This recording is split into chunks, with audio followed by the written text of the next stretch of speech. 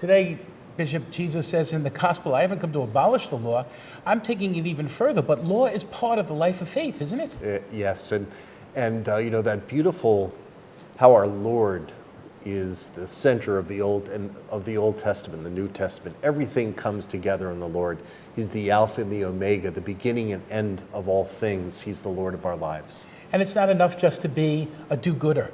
It's about the law and the prophets too, that we encompass all of that in our faith life, don't we? Exactly, Monsignor. I was recently making a connection. I was going over in preparation for the 25th anniversary of the Splendor of Truth by St. John Paul II.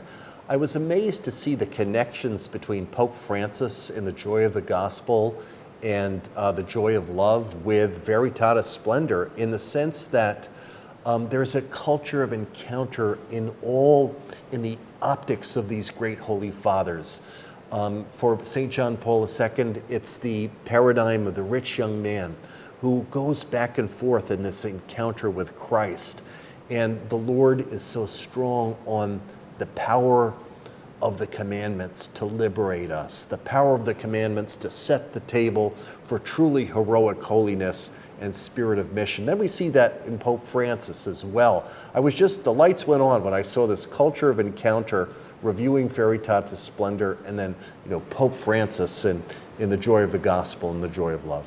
Jesus reminds us the 10 Commandments are always in vogue. Exactly.